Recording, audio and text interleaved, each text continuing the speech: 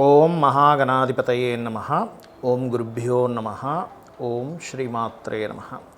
పరమేశ్వర స్వరూపమైనటువంటి జ్యోతిష, వాస్తు మరియు ఇతర అనేకమైనటువంటి శాస్త్రములను మనకు అందించినటువంటి మహర్షులకి నమస్కారం. హయగ్రీవ హయగ్రీవ హయగ్రీవేతి యో వదేత్ తస్య నిస్సరతే వాణి జహ్నుకన్యా ప్రవాహవత్. అరుణాం కరుణాతరంగితాక్షీం ధృతపాశాంకుశపుష్పబాణచాపాం అనిమాదిభిరావృతాం మయూకైః అహమిత్యేవ విభావయే భవానీం. శ్రీమాత్రే నమః. ప్రేక్షకులకి ఆ లలితాంబిక అమ్మవారి యొక్క అనుగ్రహం పరిపూర్ణంగా కలగాలని మనస్ఫూర్తిగా కోరుకుంటూ మనము ఈరోజు 6వ తేదీ నుంచి 12వ తేదీ వరకు ఉన్నటువంటి గ్రహస్థితి ఏమిటి, ద్వాదశ లగ్నాల వారికి, లగ్నం తెలియని వారు రాశి నుంచి చూసుకోవచ్చు, ఏ విషయాల్లో బాగుంది, ఏ విషయాల పట్ల జాగ్రత్త వహించాలి, అదేవిధంగా మనకి నవరాత్రులు ఉన్నాయి కాబట్టి ఈ నవరాత్రుల్లో ఏ లగ్నం వారు అమ్మవారిని ఏ రకమైనటువంటి ప్రసాదాన్ని ఏ రకమైనటువంటి పుష్పాలతో పూజిస్తే బాగుంటుంది అనేటువంటి విషయాలు కూడా తెలుసుకుందాం. అదేవిధంగా వీడియో ఎండింగ్ వరకు చూసుకున్నట్లయితే అమ్మవారిని నవరాత్రులు ఎలా కొలవాలనే విషయం కూడా నేను మీకు చెప్తాను. అయితే ఇక్కడ ఉన్నటువంటి గ్రహస్థితి ఏమిటి అని చెప్పి చూసుకున్నట్లయితే ఇక్కడ చూడండి, మనకి వృషభ రాశిలో గురువు ఉన్నాడు, 10వ తేదీ నుంచి వక్రిస్తున్నాడు. ఈయన మిథునంలో కుజుడు, ఈ యొక్క కన్యారాశిలో రవి బుధ కేతువులు, చంద్ర శుక్రులు తులారాశిలో ఉంటే ఈ యొక్క చంద్రుడు ఈ వారం మొత్తం కూడా మనకేంటంటే మకరం వరకు సంచారం జరుగుతూ ఉంటుంది. వక్రించినటువంటి శని కుంభరాశిలో సంచరిస్తున్నాడు, మరియు మేనంలో రాహు ఉన్నాడు. ఇది ఈ వారం ఉండేటువంటి గ్రహస్థితి. ఈ విషయాలు చెప్తుంది నేనైనప్పటికీ కూడా చెప్పేసిన సాక్షాత్ లలిత అమ్మవారిగా భావిస్తూ ఒక్కొక్క లగ్నం గురించి మనం తెలుసుకుందాం.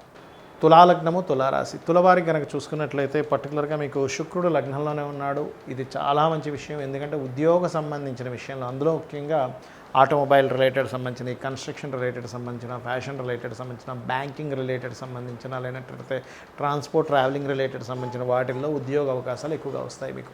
అంటే ఉద్యోగ అవకాశాలు ఎక్కువగా ఉంటుంది లగ్నంలో ఎప్పుడైనా శుక్రుడు వచ్చినప్పుడు. అందరికీ కాదు, ఈ ఓన్లీ తులా అండ్ వృషభ లగ్నం వారికి.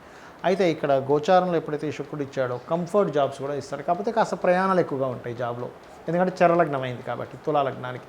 మరి కుటుంబ సంబంధించినటువంటి విషయంలో, ధన సంబంధించిన విషయంలో మాత్రం కాస్త ఘర్షణ ఉంటుంది. బికాజ్ ఆఫ్ 2వ అధిపతి వెళ్ళి కాస్త ఈ యొక్క శత్రుక్షేత్రంలో ఉన్నాడు కాబట్టి ఆ యొక్క ఘర్షణ రాకుండా ఉండాలి అంటే విష్ణు సహస్ర నామాలు ఎక్కువగా వింటూ ఉండండి.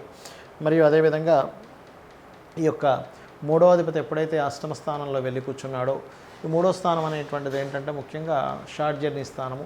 అది వక్రిస్తున్నాడు కాబట్టి కాస్త షార్ట్ జర్నీస్ అధికంగా ఉండడం అనేటువంటిది జరుగుతూ ఉంటుంది.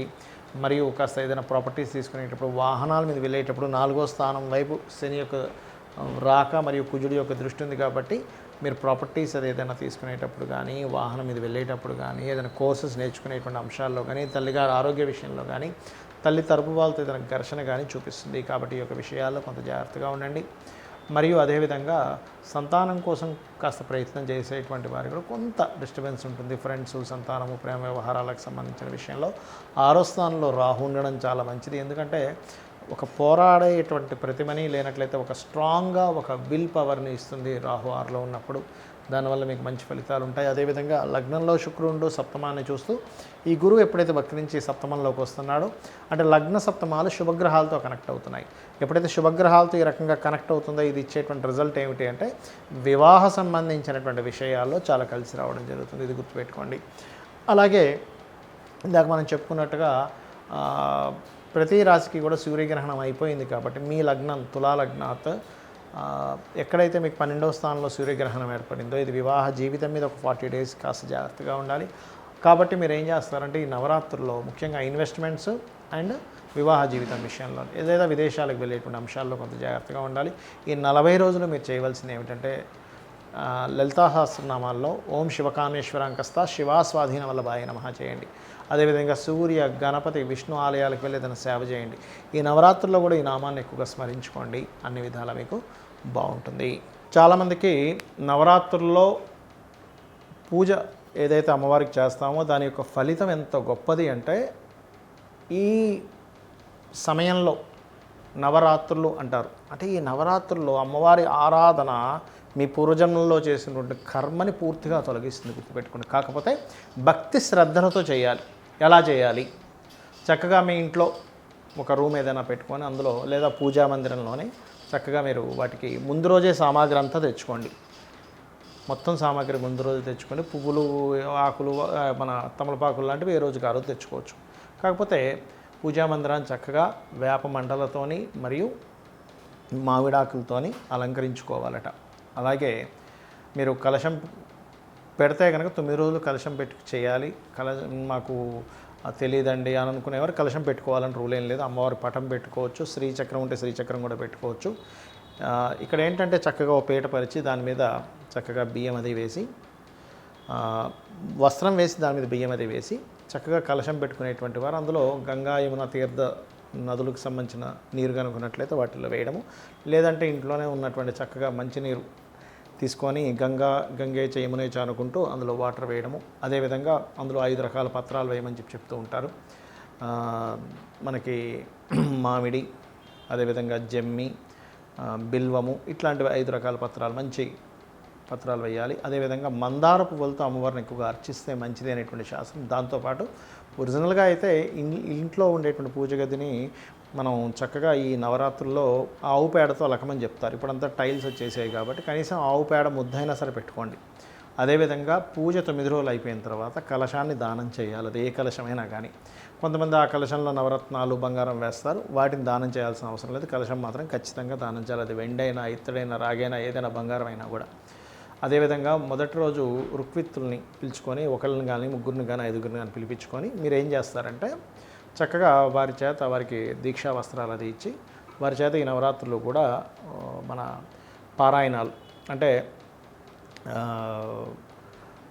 చూడండి, అమ్మవారికి సంబంధించినటువంటివి ఏవైతే మనకి చండీ పారాయణం ఉంటుందో, దేవి భాగవతం ఉంటుందో, ఇట్లాంటివి చేయించుకోమని చెప్తుంది శాస్త్రం. అదేవిధంగా చాలామంది ఏంటంటే ఏ రోజు ఏ వస్త్రం కట్టాలి ఇవన్నీ శాస్త్రాలు ఎక్కడా లేవు.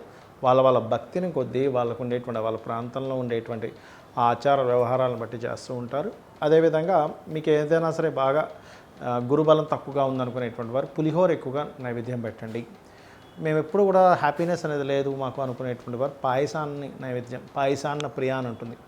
అలాగే గురుబలం పెరగడానికి నెయ్యితో చేసినటువంటి అన్నాన్ని కూడా పెట్టమని చెప్తుంది. అదేవిధంగా మనకి అమావాస్య తర్వాత రోజు ఇది వస్తుంది కాబట్టి అమావాస్య రోజు మధ్యాహ్నం పూట ఆవు నెయ్యి కలిపినటువంటి అన్నాన్ని భుజించాలని చెప్తుంది శాస్త్రం, సాధకుడు ఎవరైతే ఉంటారో. అదేవిధంగా రాత్రి సమయంలో పలహారం తీసుకోవాలి. అమావాస్య రోజు నెక్స్ట్ డే మనం స్టార్ట్ చేస్తున్నాం కాబట్టి, కానీ రాత్రిపూట అమావాస్య నైట్ మాత్రం అన్నం తినరాదు. నెక్స్ట్ డే మనకు పూజ స్టార్ట్ అవుతుంది కాబట్టి. అలాగే దీనికి కొంతమంది బాగా శక్తి ఉన్న వాళ్ళు 9 రోజులు ఉపవాసం ఉంటారు. కానీ 9 రోజులు ఉపవాసం లేనటువంటి వారు ఉదయం పూజ అయిన తర్వాత మధ్యాహ్నం తీసుకోవచ్చు. లేదా కొంతమంది రాత్రిపూట చుక్కను చూసి భోజనం చేస్తారు, అలా అయినా చేయొచ్చు. లేదంటే నేను అంత ఉండలేను, పాలు ఇలాంటివి తీసుకోవచ్చు, అందులో ఎటువంటి సందేహం లేదు.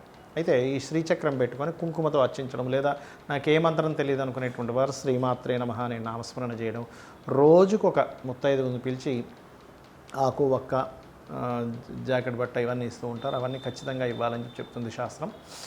గాజులు ఇట్లాంటివన్నీ కూడా. అదేవిధంగా ఒకటే గుర్తుపెట్టుకోండి, మీకు మధ్యలో ఏదైనా ఆటంకం వచ్చింది, కలశం పెట్టారు, పూజారిని పెట్టి చేయించుకోండి, కానీ కలశం ఎట్టి పరిస్థితుల్లో కదపడానికి వీల్లేదు. ఇది బాగా అర్థం చేసుకోండి.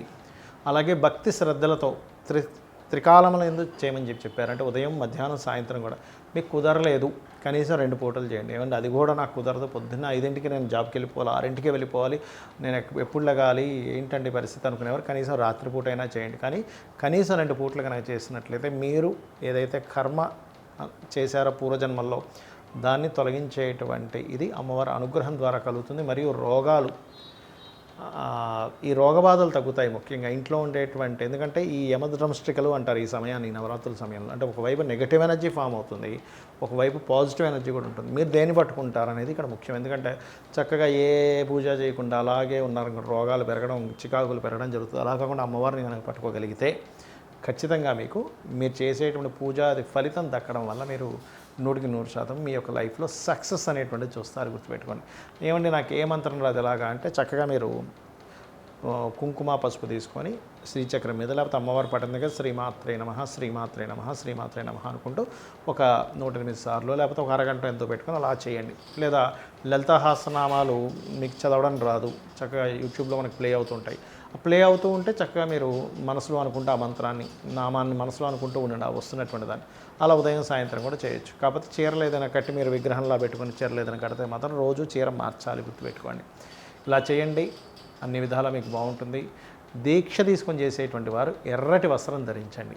ఎర్రటి వస్త్రం ధరించి స్త్రీలైతే ఎర్రటి చీర, పురుషుడైతే ఎర్రటి వస్త్రాన్ని ధరించాలి. కాషాయం ధరించకూడదు. ఇది చేయండి, అన్ని విధాలా మీకు బాగుంటుంది. అమ్మవారి అనుగ్రహం మీకు పరిపూర్ణంగా కలగాలని మనస్ఫూర్తి కోరుకుంటూ శ్రీమాత్రే నమః.